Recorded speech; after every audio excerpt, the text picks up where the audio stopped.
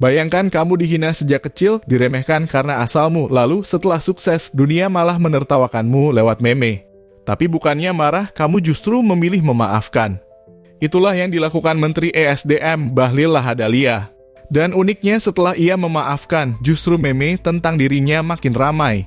Beberapa hari terakhir, dunia maya masih dipenuhi gelombang meme tentang Bahlil Lahadalia. Padahal sang menteri sudah terang-terangan bilang dia memaafkan semua akun yang menyebarkan konten olok-olok tentang dirinya. Ia bahkan menegaskan kritik kebijakan boleh, tapi jangan menyerang pribadi apalagi bernada rasis. Dan saya pikir ya, kalau ada yang meme-meme apa, udahlah saya maafkan lah, nggak apa-apa. Sebenarnya kalau kritisi kebijakan itu nggak apa-apa. Tapi kalau sudah pribadi, sudah mengarah ke rasis, menurut saya nggak bagus. Kalimat sederhana tapi justru membuka babak baru dalam drama meme Bahlil.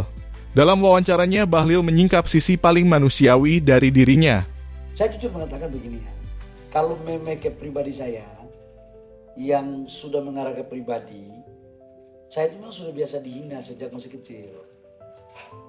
Karena saya kan bukan anak pejabat kan, saya kan anak orang dari kampung.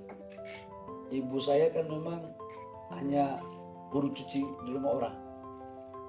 Ayah saya buruh bangunan. Jadi hinaan ini terjadi sejak saya SD, masih kecil.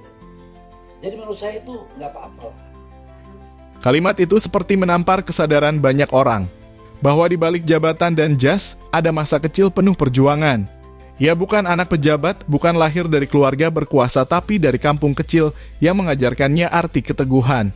Ironinya, dunia maya menanggapi dengan cara khas mereka lewat kreativitas dan humor.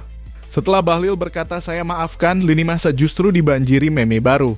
Ada yang menulis sudah biasa dihina sejak SD dalam format komik strip. Bahkan ada remix lagu sudah biasa dihina yang viral di TikTok.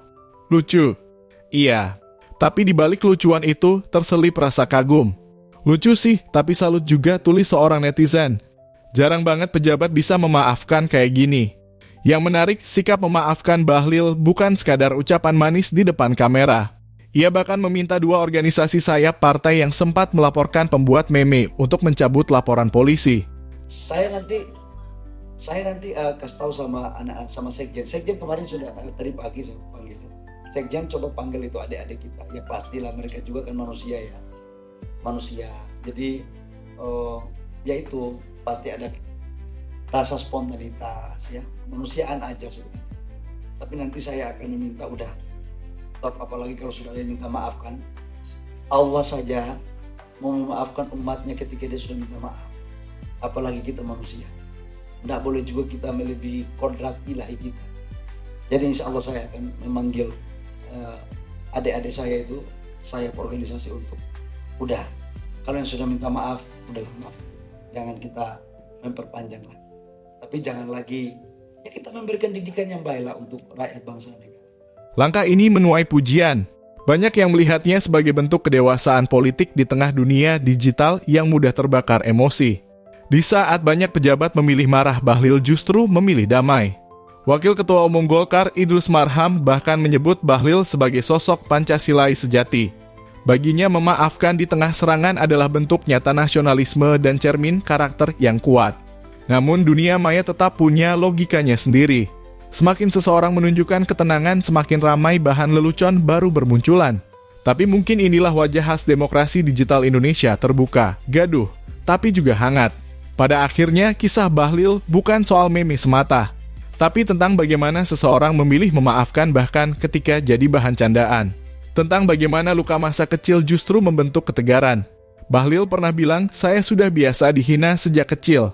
Dan mungkin dari situlah ia belajar bahwa kekuatan sejati bukanlah ketika kita membalas, tapi ketika kita tersenyum dan tetap melangkah meski dunia sedang menertawakan kita.